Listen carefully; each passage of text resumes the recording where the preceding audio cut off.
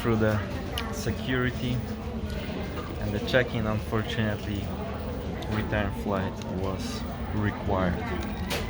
It is what it is.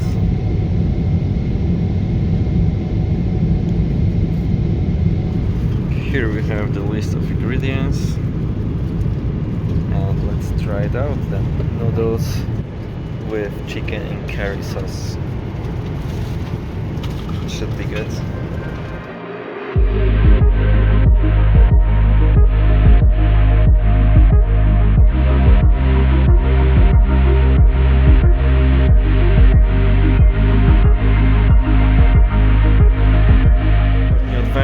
In a new country, which is Indonesia. Welcome to Jakarta.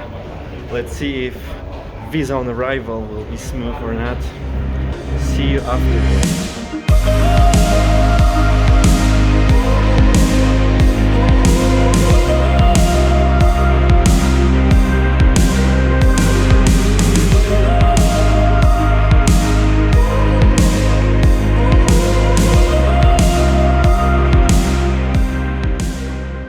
Alright, I didn't have a power to record it on the airport, but I can tell you the immigration, one thing and one thing only, and of course it's money. So as long as you pay for the visa, then you're free to go. There's no immigration process, there's no one asking you how long you're gonna stay.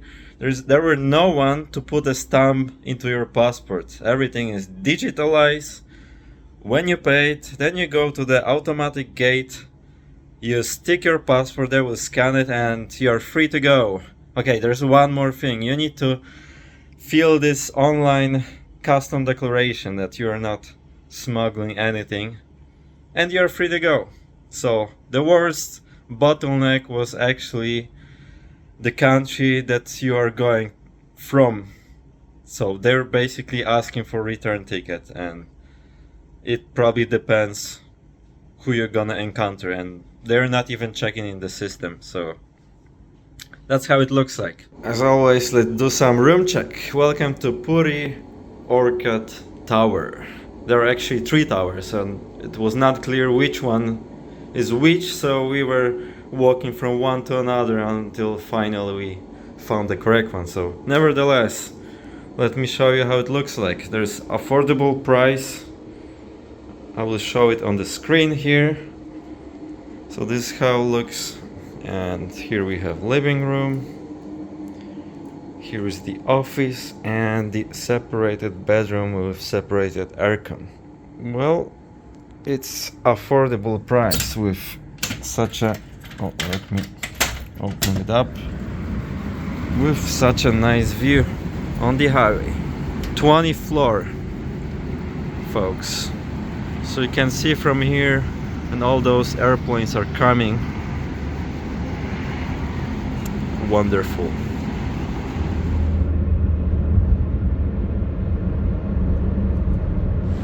Welcome to Central Park Mall, the concrete jungle. So hard to get here. The whole city feels like one big traffic jam. Even a highway, paid highway. It's wild.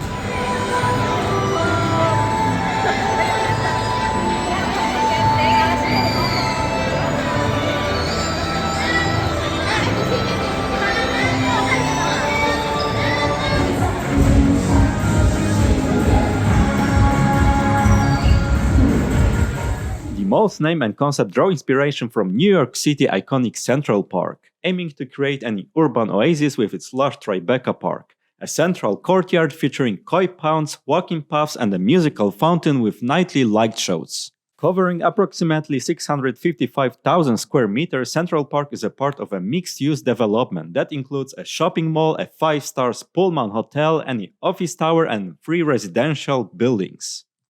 Once again, welcome to Central Park. Here is the park, I suppose, surrounded by a concrete jungle. Interesting place. So we are in this shopping mall, and for some reason you can pay only by card. I was thinking of some counter right over here, What is going on? Why they're not accept cash? Such a little detail, but I never seen such a nice cup. Usually it was just a paper cup, but here you can see the structure of it. You have a coffee leaf and nice logo. The art of bakery. Such a nice protection. Croissant. And this is how they serve coffee here.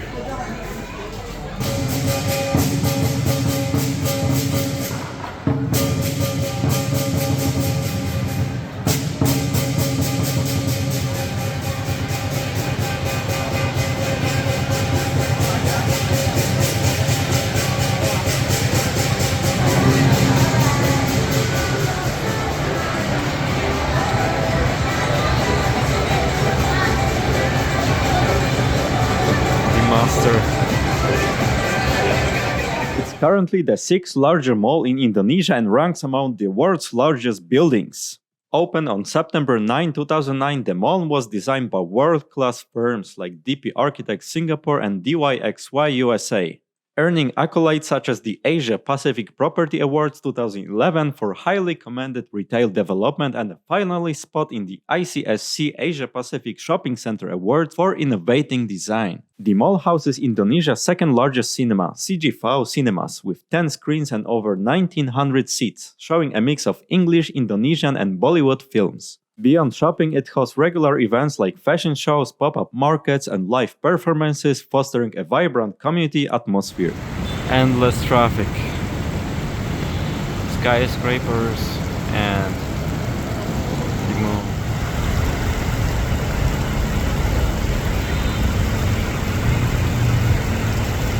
So we are in the center of Jakarta, in front of the National Monument.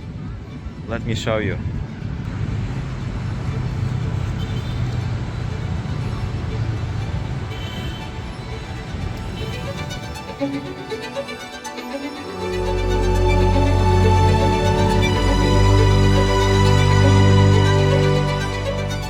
They are prepared against mass protests, I suppose. Some police armed vehicles.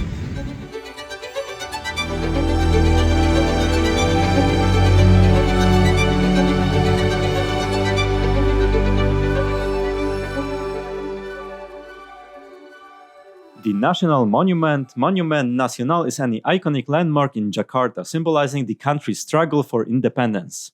Mona stands 132 meters tall with an obelisk representing the linga, a symbolic of fertility and prosperity, and a base shaped like a yoni, symbolizing balance and harmony. The 14.5-meter bronze flame at the top, covered with 50 kilograms of gold leaf, symbolizes the enduring spirit of Indonesian independence. Originally, 35 kilograms of gold was used, but an additional 15 kilograms was added in 1995 to mark Indonesia's 50th independence anniversary. Wild Wild West in the middle of Jakarta. In the shadow, perfectly aligned with the sun. This bronze equestrian statue showing the Javanese prince charging on horseback was crafted by Italian sculptor Vittorio di Colbertaldo and gifted by Dr. Mario Pito in 1965 to honor Diponegoro's fierce fight against Dutch colonial rule against the Java War in 1822-1830. Locals see it as a symbol of resistance and national pride. Honestly, feel like a superstar over here. Random people wants to take a picture. Interesting.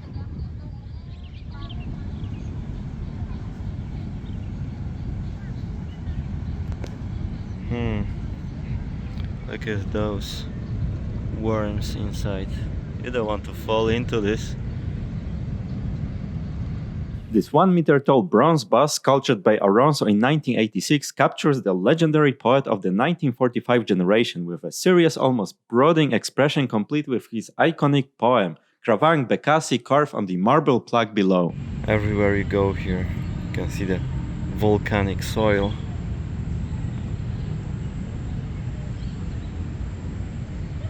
Right in this park, you have big tamarind tree. Look at those beans. You can make a soup from it. Locals jokingly call Mona Sukarov's last erection due to its construction starting under his presidency and its phallic shape.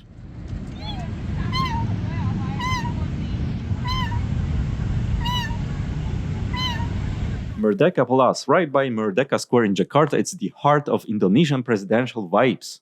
Built in 1873 by the Dutch as the Paleis de Koningsplein, it became the president's official residence after independence in 1945, named Merdeka, which means freedom, to celebrate the nation's liberation. Locals are proud of its grand neoclassical style and the fact that it's where Sukarno hosted epic state dinners, but it's now more for ceremonies than daily presidential life. This 4.5-meter tall statue unveiled in 2012 shows Tamrin in a suit and scalp cut clutching a paper to symbolize his fierce speeches for Indonesian independence in the Dutch Volksraad. Local market. Lenggang Jakarta is the go-to foodie spot right by Monas, transformed from the old parking lot into a vibrant food court in 2015. It's got 350 kiosks dishing out local faves like Soto Betawi and Kerang Telur with prices from 15,000 to 40,000 rupees. So we enter some local restaurant. These are the prices. 25,000, which is around $1.50. I don't see nasi goreng ayam, which is one of the most popular dish, fried rice with chicken. So once again, that's the menu, and this time I order Gado, something like it, and this one. Let me show you how it looks. So this is Gado. I think there's some curry sauce on the top, and here are the noodles with chicken. So this dish is actually vegetarian.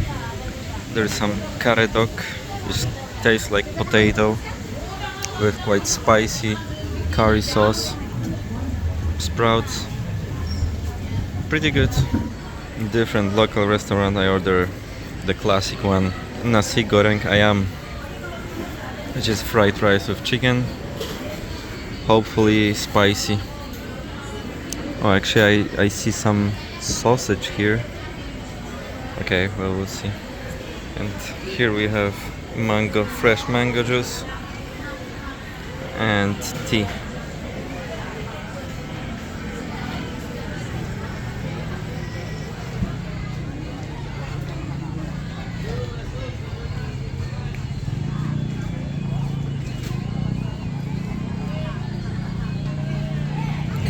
So I ordered fresh coconut over here without even knowing the price. Let's see how much they will charge me for. So this is the coconut, quite enormous, a lot of water, looks good. Local transportation. The iconic Delman traditional horse-drawn carriages still jiggling around places like Monas. These colorful carts decked out with bells and pom-poms were once the main ride in colonial times, but now mostly ferry tourists for about 150,000 Indonesian rupees a trip, especially on weekends.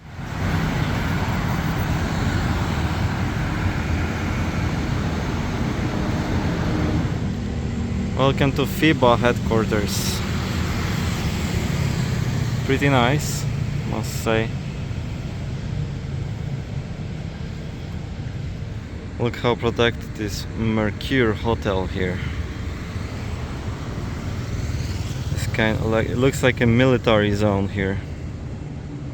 Is it really that dangerous?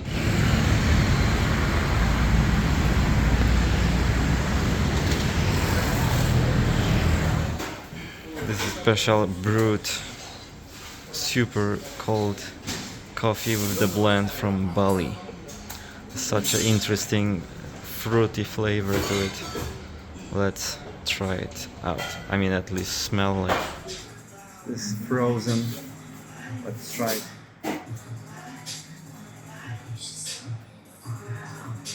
Oh, well, the beginning you think that you're drinking Coca-Cola.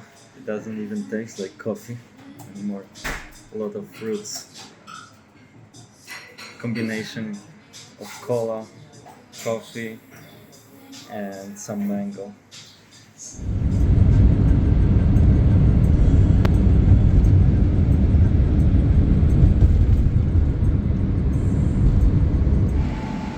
Jakarta at night. It's raining. Regardless the rain, there's some fire. Or someone made a campfire. I don't know what is going on over there. This is how school in Indonesia looks like.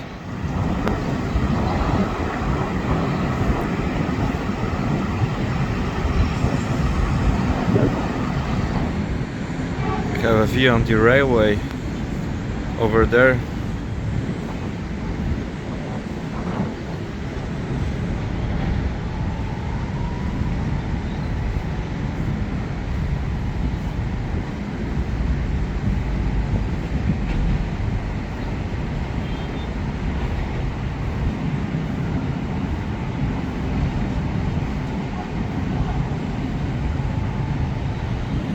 Welcome on 27th floor. Actually, it's hard to say if it's 27 or 23 or 2 because of their superstition. They skip 13, they skip 23, 24.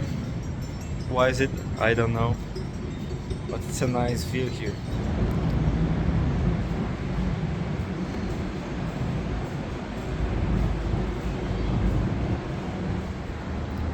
Concrete jungle. In the middle of it, it's a swimming pool.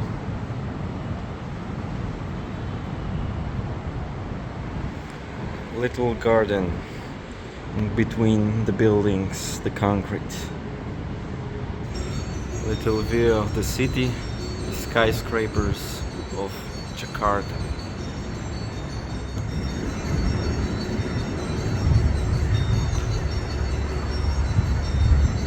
Jakarta's a wild mix of chaos and charm, buzzing as Indonesia's capital with over 10 million folks. Jakarta's sinking fast, up to 25 centimeters a year in some spots, so the government's pushing to move the capital to Nusantara in Borneo by late 2025. Right next to this building, there's some fish farm.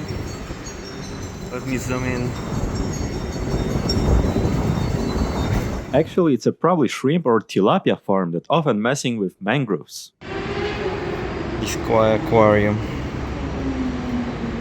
in the middle of the bench, in the middle of the skyscraper. Let's try to make 10K. Beginning. Alright, we have halfway through it. We have 5.4. I'll show you 5.4.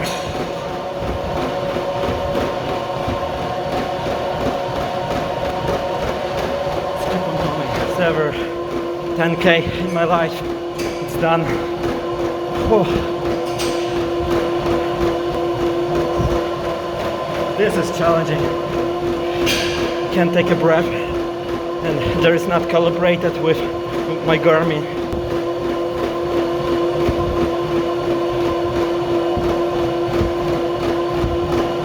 Done.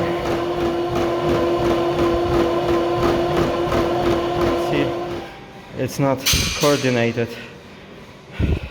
It's not synchronized. Because here I have 11.76 and there was 10 only, so either they're miles or... It's 4 a.m. Classically, morning prayers.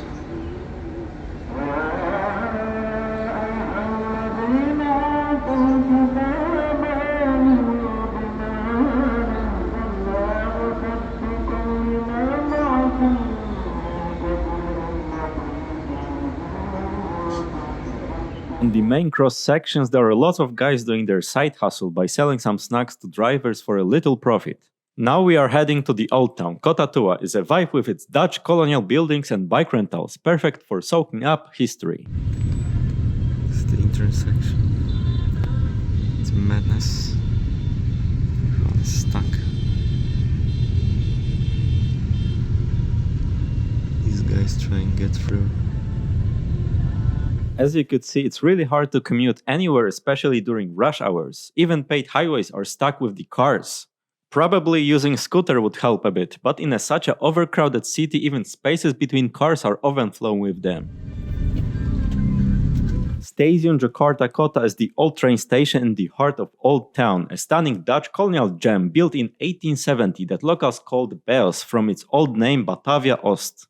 This grand station with its retro-tiled floors and towering arches is a hub for commuter trains like KRL commuter line to Bogor or Bekasi, and it's where history buffs snap peaks of its 1929 Art Deco vibe.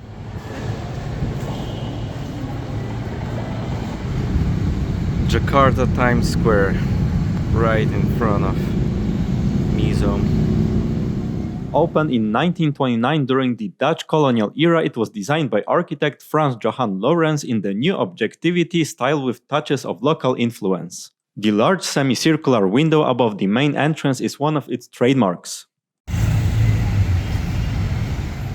The museum bank Mandiri sits right across from Stasiun Jakarta Kota in a grand Art Deco building that opened in 1929 as the headquarters of the Netherlands Trading Society. Inside, it feels like stepping back in time. You will see old safes, teller counters, typewriters, and even giant calculating machines that show how banking worked decades ago.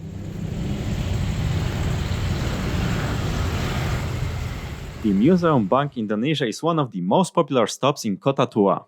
Housed in the old Dijavash Bank building from 1828, it has beautifully restored colonial architecture with tall pillars and marble floors. Inside, the museum tells the story of Indonesia's banking and economic history, from the spice trade and Dutch East India Company days to modern times, using interactive displays, dioramas, and even old coins and banknotes.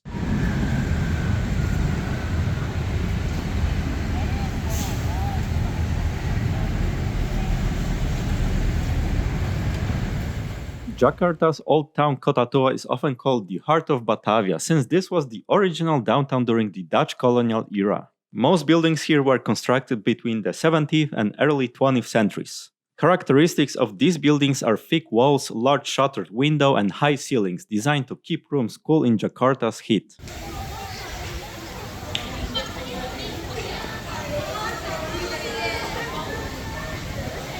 The main square, Fatahillah Square, is surrounded by landmarks like the Jakarta History Museum, the Wayang Museum, and the former City Hall. What makes it charming is the mix of colonial buildings, street performance, colorful bicycles you can rent with matching hats, and a lively crowd of locals and tourists, especially in the evenings. Many Jakartans see it as a nostalgic spot to enjoy history, street food, and photography all in one place.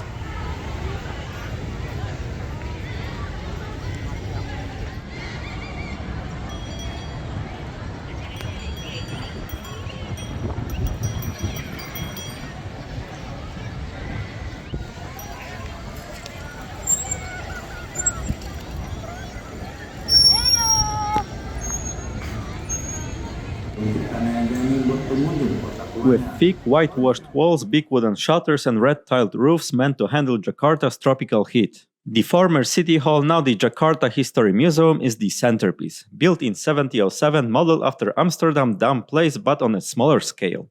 Around the square you will also see old trading offices, warehouses, and later Art Deco touches, creating a mix of European grandeur with a tropical adaptation. It is one of the best places in Jakarta to see how colonial power once shaped the city's urban look. A little Indonesian Venice. Toko Tio Tek Hong was one of the earliest modern department stores in colonial Indonesia, founded in 1902 by businessman Tio Tok Hong. It was known for selling a wide variety of goods, so much that locals used to say if it's not available in Tio Tek Hong, don't bother looking elsewhere. So interested. The guy is shaping the saw. Contemporary sculpture here.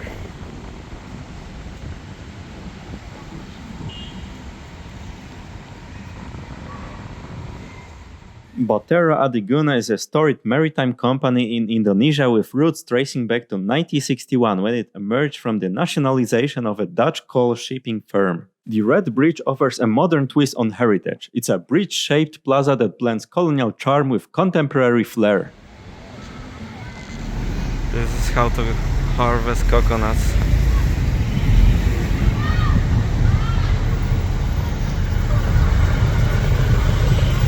he gonna get it? That's the question. Oh yeah, there we go.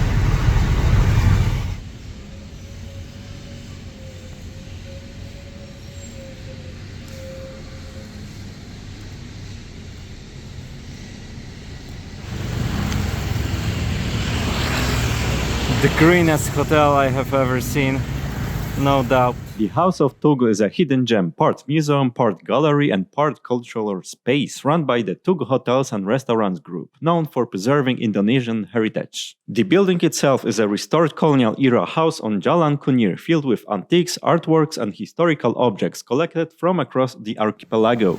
Looks more like a temple.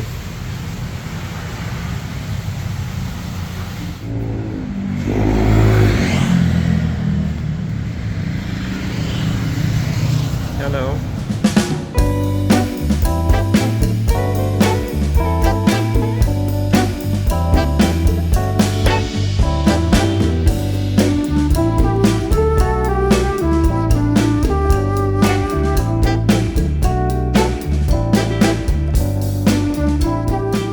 Little remains of colonial age after the Dutch. This is the problem in Jakarta. There are no traffic lights, and you can see now they're blocking on this cross section. Sometimes they're self-called regulators, like this guy over there trying to manage this traffic chaos. It's crazy. The Kali Bazar Canal is one of the most atmospheric spots in Jakarta's Old Town. In the 17th century, when Batavia was the VOC stronghold, this canal was the city's main waterway, lined with the houses and offices of Dutch merchants. Imagine it as Batavia's business boulevard, where ships once docked right in front of warehouses and trading posts. Architecturally, the area still showed traces of its past, grand colonial buildings with European facades, though some are faded or ruined, and the canal itself, recently revitalized with pedestrian walkways, bridges, and lighting. Locals often stroll here in the evenings, as the reflections of old buildings in the water give it a nostalgic, almost European feel. The old bridge seems close, surrounded by a fence. And for a good reason. It was built a couple of centuries ago. It's a wonderful relic of the past, but we will get to it later. Some boy trying to catch some.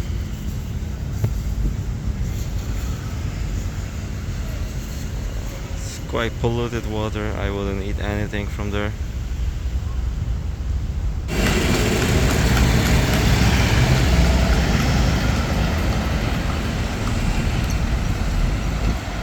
So we are in the Compagnie Cafe. This is what we got. And here you have the picture of the Dutch bridge built in 16th century, if I'm not mistaken. Okay, now let's dive deep into a history of this bridge. The Kota Intan Bridge is the oldest bridge in Jakarta, built in 1628 by the Dutch East India Company. It's a rare example of a Dutch drawbridge in Asia. Back then, its two wooden arms could be lifted to let ships pass along the canal.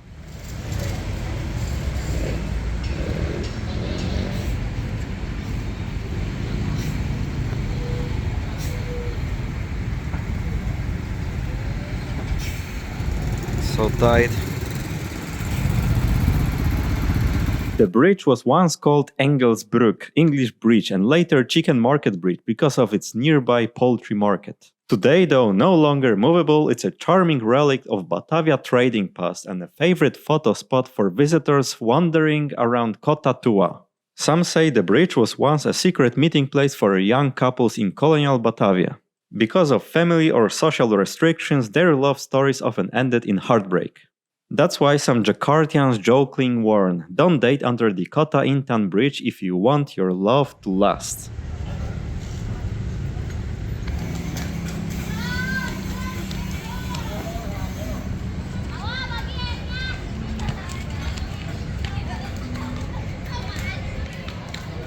Many lower-income Jakartians live in kampungs, dense informal neighborhoods. Houses are often small, tightly packed, and built close to rivers or railway lines. Despite challenges, kampungs are known for their strong sense of community. Poorer areas are more vulnerable to seasonal floods, especially along the Siliwung River. Because land is scarce and expensive, people often build on marginal land with weak infrastructure. New construction of a sky highway is coming.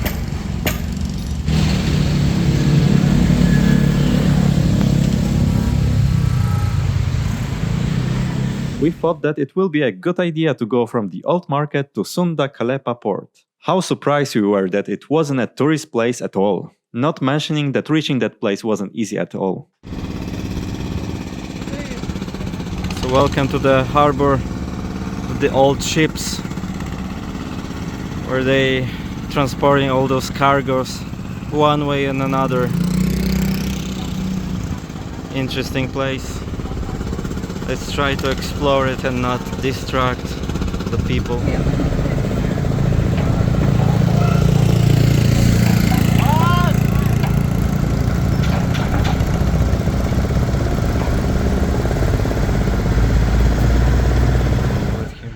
There were suspicious guys taking pictures of us, but in general wasn't that dangerous. Nevertheless, we were happy to leave this place by Grab. Driving during 4 p.m. was a nightmare. The city was completely stuck.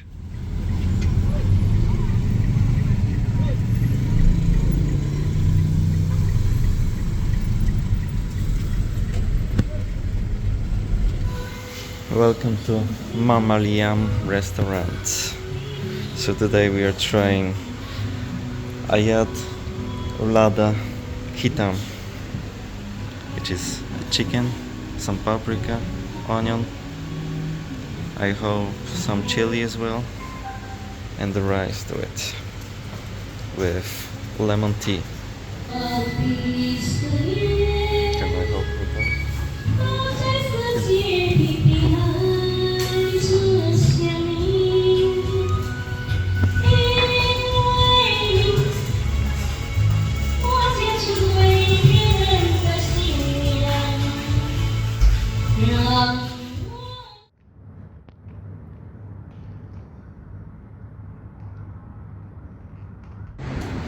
From this perspective, we have a glimpse of the island on the horizon.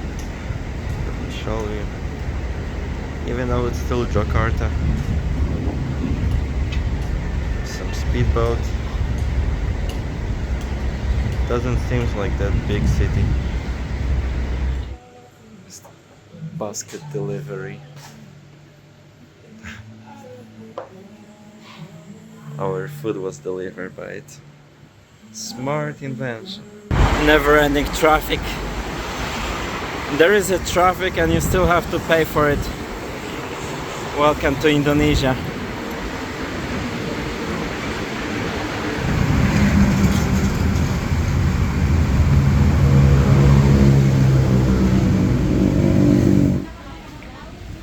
Welcome to train station. Let's get to the city and try to avoid traffic. Illegal passengers. Especially this one. Stole some food.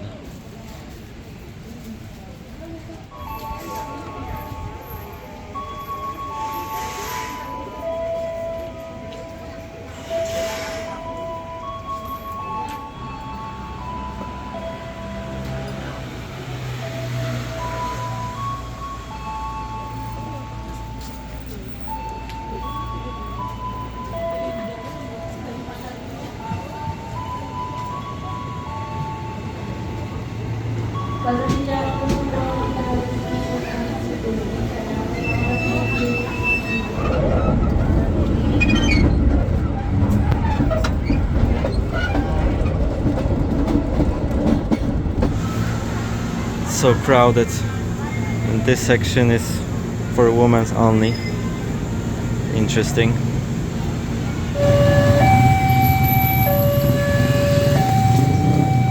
Duri is one of Jakarta's oldest railway stations, opened in the late 19th century during the Dutch colonial era. It became an important junction because it connects the busy Jakarta Kota Tangerang line with the Jakarta Kota Bogor line. Around Duri Station, you will see the kampung-style neighborhoods that hug the railway tracks. Life here blends closely with the trains. You will often find small food stalls, kids playing near the rails, and daily commerce happening just meters from passing trains.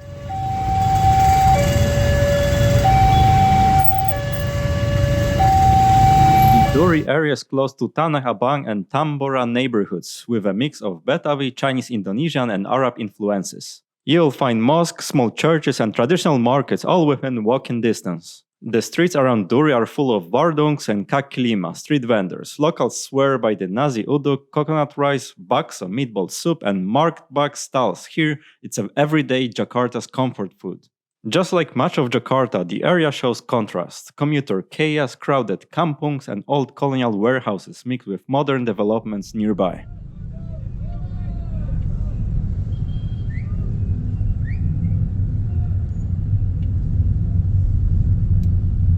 A huge part of Jakarta's poor work in the informal sectors, as street vendors, pedagang kaki lima, motorcycle taxi drivers, ojek, domestic workers, and small wardung, food stalls owners. These jobs keep the city running, but incomes are unstable. Let's try to catch it up.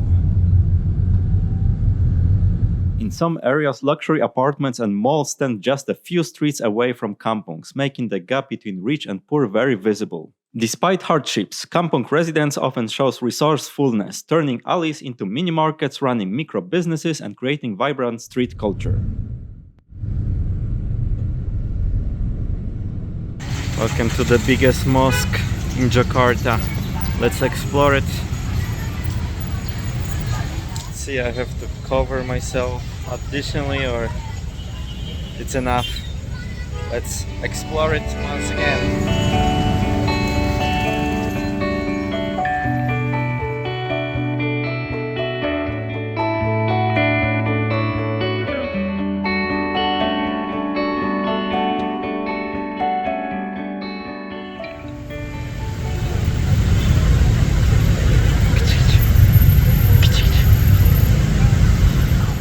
Looks like for walking outside you don't have to, women don't have to cover their faces. It's probably to enter inside it will be necessary, we'll see.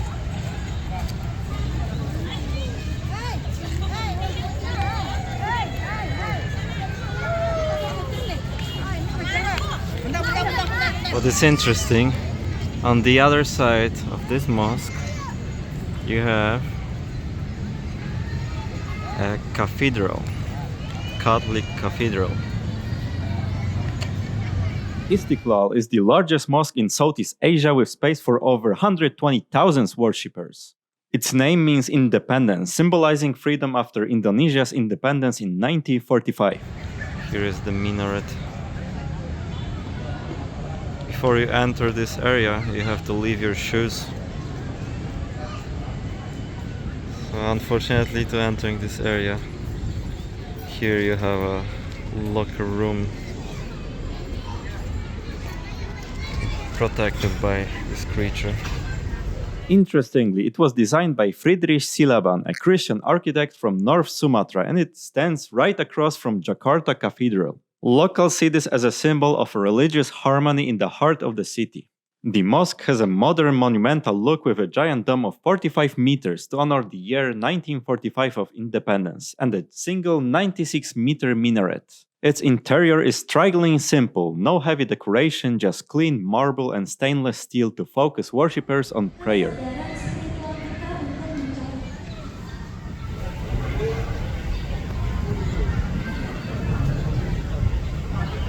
The park spaces around the mosque are also a popular gathering spot during Ramadan and Eid. On Fridays and during big religious holidays, the area fills with food vendors selling satay, nasi goreng, and sweet drinks for worshippers and visitors. A really interesting feature is the underground tunnel that connects Istiqlal Mosque with the Jakarta Cathedral just across the street. The tunnel was inaugurated in 2021 and it's officially called the Tunnel of Friendship. It was built to make it safer and easier for people to cross between two landmarks since the road in between was busy. Locals often say it's a very Jakarta statement, practical for traffic but also deeply meaningful for unity.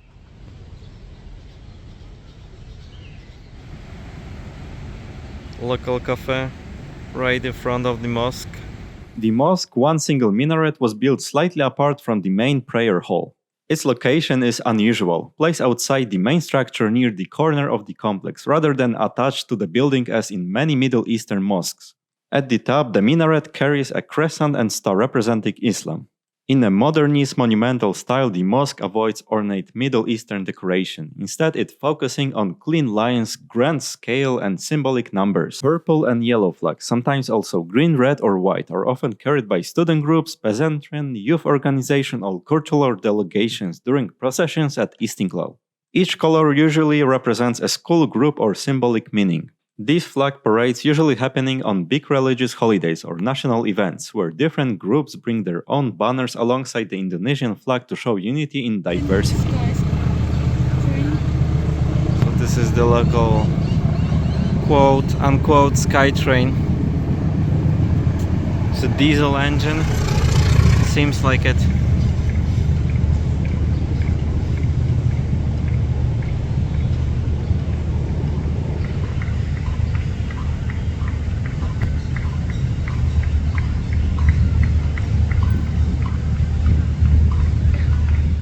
On Independence Day, 17th of August, the atmosphere around Istiqlal Mosque and Monas feels truly electric. The courtyard is decorated with banners and bunting in the national colors, and you will often hear the beat of marching drums echoing against the marble walls. Right behind the mosque, seems like the power generators, diesel engines, what they're supplying here. I don't get it.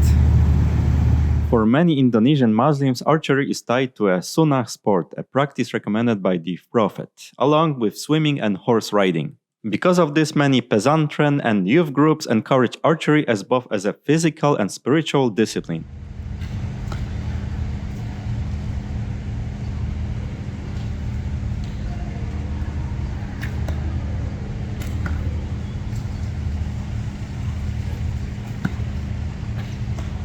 Nice shot. Our Lady of the Assumption Cathedral in Jakarta, completed in 1901, is a stunning neo-Gothic landmark with twin spires soaring 60 meters high. The tall twin spires, Turris Dividica and Angelus Dei, reach 60 meters, making it one of the tallest landmarks in old Batavia at the time. Directly across from Istiqlal Mosque, the largest in Southeast Asia. The two standing face to face is intentional, a visual and symbolic representation of interfaith harmony. They are now even linked by the tunnel of friendship.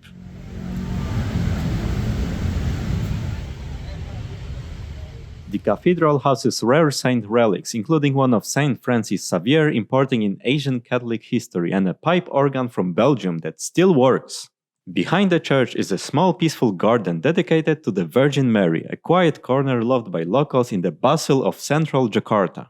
Because of swampy grounds in Jakarta, the cathedral was built on a foundation of thousands of palm tree logs, a traditional Dutch engineering trick also used in Amsterdam. That's why it still stands firm after 120 plus years.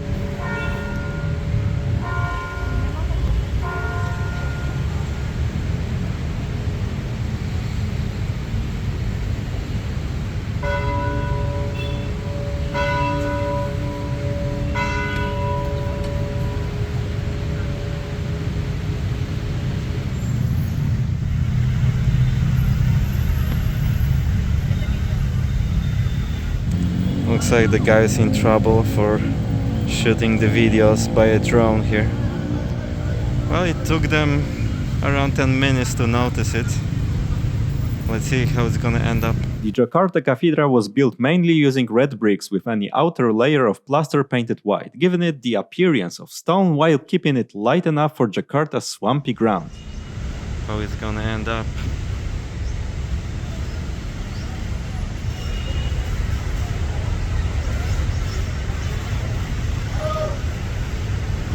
The spires and structural details are made of iron, instead of heavy stone which would sink.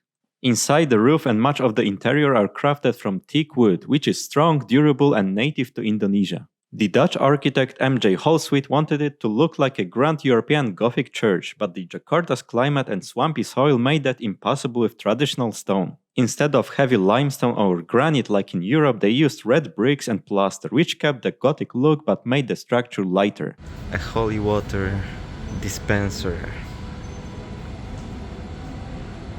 Also disinfecting for all the disease. Dan pada kita semua, apa yang justru menjadi cara hidup Yesus sendiri. Dengan cara hidup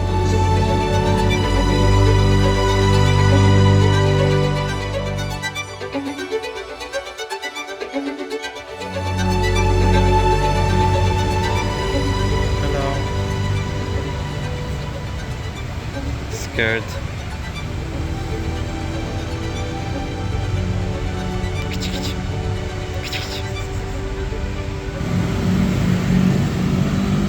Electric buses, the icon of the city. That's gonna be all from this adventure. I hope that you got amazed and inspired by the beauty and shadows of this diverse city. See you on the next adventure.